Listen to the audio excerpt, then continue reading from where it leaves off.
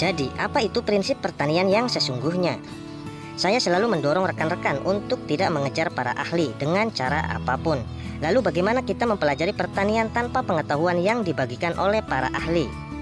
Jangan khawatir tentang itu, saya akan memberikan solusi yang sangat sederhana.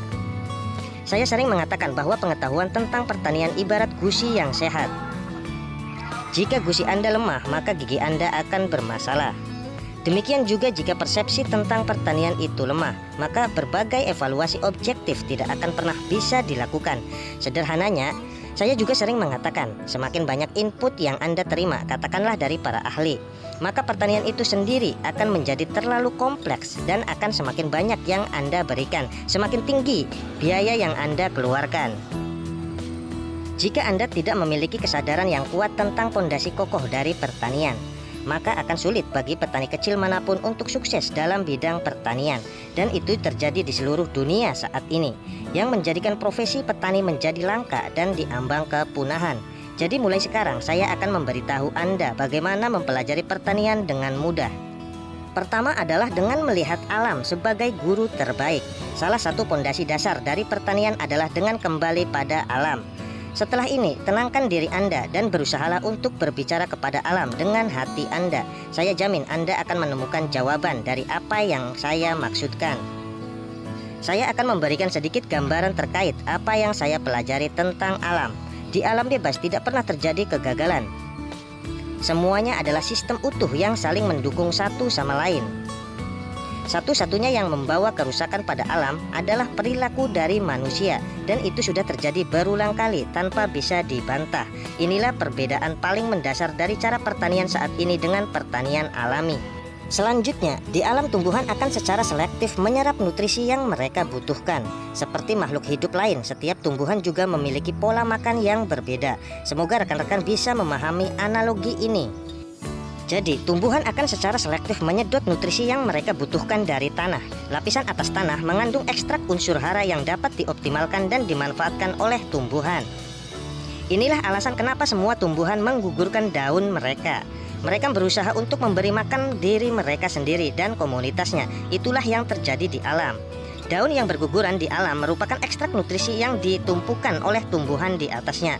Itu akan menjadi rantai nutrisi yang panjang selama bertahun-tahun. Dari situ pepohonan di hutan akan mendapatkan umur yang panjang. Namun, para ahli mengajarkan kita untuk menyingkirkan dedaunan dari lahan pertanian, karena itu adalah sumber penyakit, jamur, dan sebagainya. Anda harus menyingkirkan mereka dengan cara apapun, dibakar ataupun dipinggirkan. Lalu belilah pupuk di toko pertanian untuk memberikan nutrisi bagi tanaman selanjutnya. Begitulah yang mereka ajarkan. Lalu, apa pilihan yang harus Anda buat? Menurut saya, Anda harus mengesampingkan semua hal yang sudah Anda pelajari dari para ahli selama ini, dari para penyuluh pertanian yang datang ke kebun Anda. Kemudian kembali bertani menggunakan prinsip alam dengan segala kebijaksanaannya. Untuk mengikuti alam, maka wajib untuk meletakkan semua daun dan batang kembali ke tanah. Memasukkan residu kembali ke dalam tanah memungkinkan kita untuk membangun basis nutrisi yang baik, dan akhirnya akan mendapatkan hasil panen yang tinggi. Jadi, untuk apa kita menyingkirkan dan membakar sisa tanaman yang merupakan ekstrak unsur hara? Jika Anda menyingkirkan unsur organik tanah, maka tanaman akan menjadi lemah.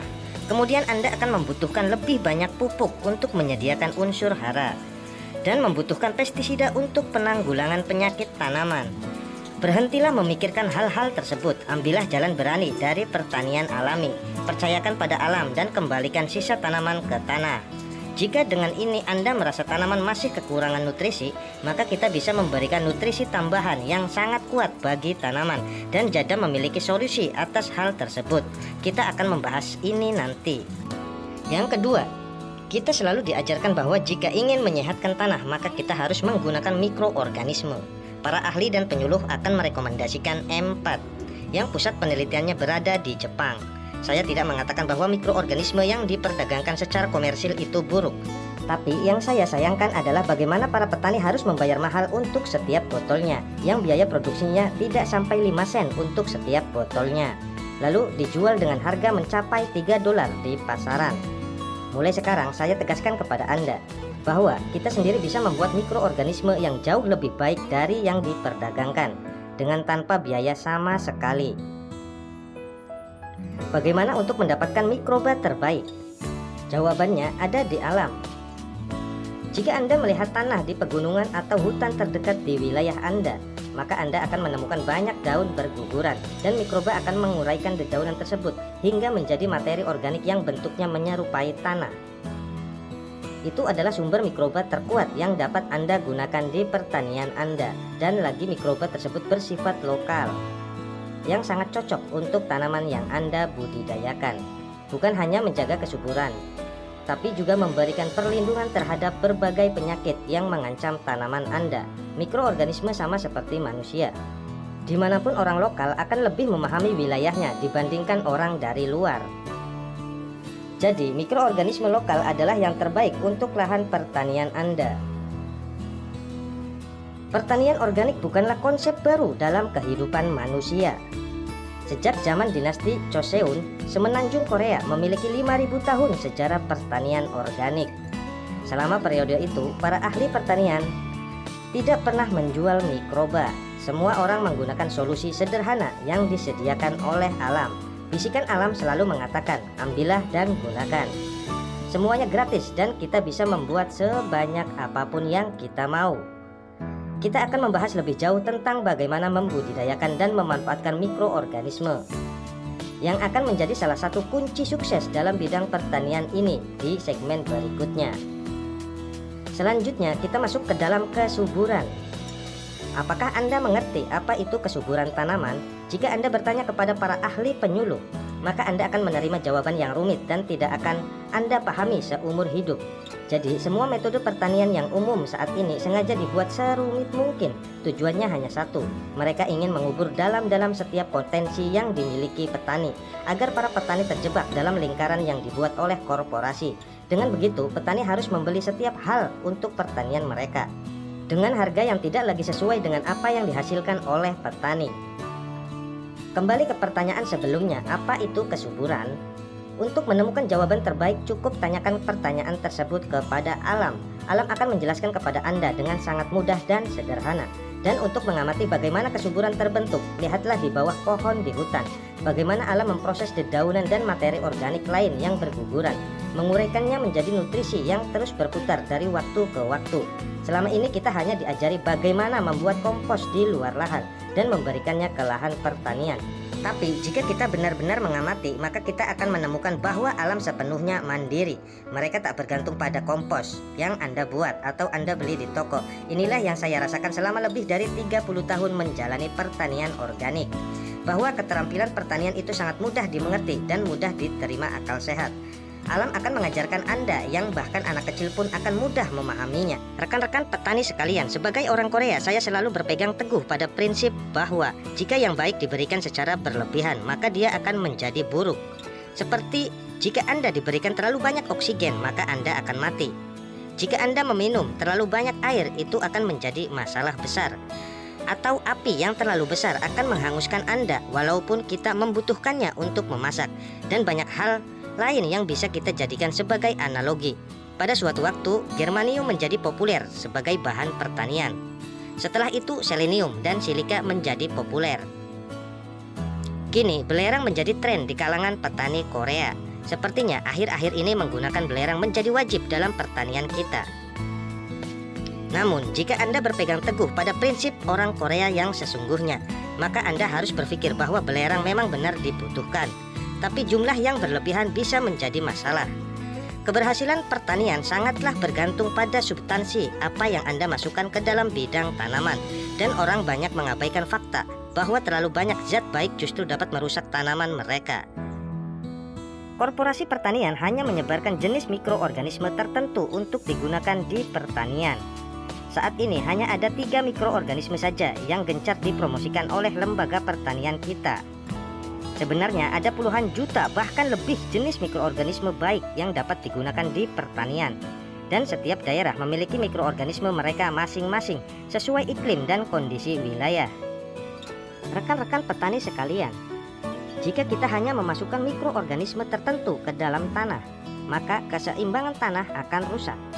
Selama periode 1980-an telah ditemukan bahwa penggunaan mikroorganisme tertentu dalam jangka panjang justru dapat menimbulkan masalah besar bagi tanah. Jadi sangat penting untuk menjaga keseimbangan mikroorganisme dalam tanah, terutama mikroorganisme lokal. Namun sekarang pendidikan pertanian kita seperti hilang ingatan dan melupakan fakta-fakta ini. Semuanya seperti menitik beratkan pada subjek tertentu yang akhirnya akan menimbulkan gejala candu bagi para petani. Padahal keseimbangan adalah hal penting dalam pertanian, seperti tubuh kita yang harus mendapatkan keseimbangan nutrisi agar sistem imunitas terjaga dan kita tidak mudah sakit. Inilah alasan terbesar dari banyak petani yang menjadi putus asa setelah menjalani pertanian organik. Karena mereka tidak memahami prinsip keseimbangan dan mereka tidak memahami prinsip dan cara kerja alam. Mereka terus bertahan dengan cara berpikir konvensional, mengejar kepraktisan tanpa subjek yang jelas. Sederhananya, mereka menjalankan pertanian organik dengan sangat sembrono. Selanjutnya, saya ingin menjelaskan tentang keserakahan manusia. Serakah adalah sifat alami manusia. Tapi Anda harus bisa membedakan antara keserakahan yang dipengaruhi akal sehat dan keserakahan yang dipengaruhi oleh kegelapan. Saya adalah orang yang serakah, kita semua adalah orang yang serakah. Kita secara fundamental adalah orang yang berdosa jika berusaha melawan sifat serakah ini. Ini adalah sifat yang sangat alami. Dalam bertani, kita menginginkan mendapatkan hasil yang maksimal untuk setiap unit lahan. Semakin tinggi hasilnya, semakin baik untuk kita. Itu adalah sifat serakah yang masih dilandasi akal sehat. Selama semua praktik yang kita lakukan bertujuan untuk menciptakan pertanian yang lebih berkelanjutan dengan mempertahankan kearifan alam. Rekan-rekan petani sekalian, saat ini petani terus menghabiskan uang untuk omong kosong dan akhirnya bangkrut lalu terjerat hutang yang besar. Nenek moyang kita menyebutkan bahwa jalan seorang petani adalah jalan orang suci. Ketika Anda berjalan di jalan yang suci, maka jalan itu akan membawa kekayaan bagi Anda. Maka mulai saat ini berusahalah secara perlahan untuk kembali pada alam. Berusahalah untuk mandiri dari produk pertanian yang hanya menghabiskan uang Anda. Beralihlah ke pertanian dengan biaya yang sangat rendah dan biarkan alam menjadi pemandu Anda. Di segmen berikutnya kita akan membahas hal-hal teknis terkait segala filosofi yang sudah saya sampaikan. Dan apa saja yang harus Anda persiapkan untuk memulai metode pertanian ini. Untuk lebih memahami pertanian jadam, saksikan video kelanjutannya.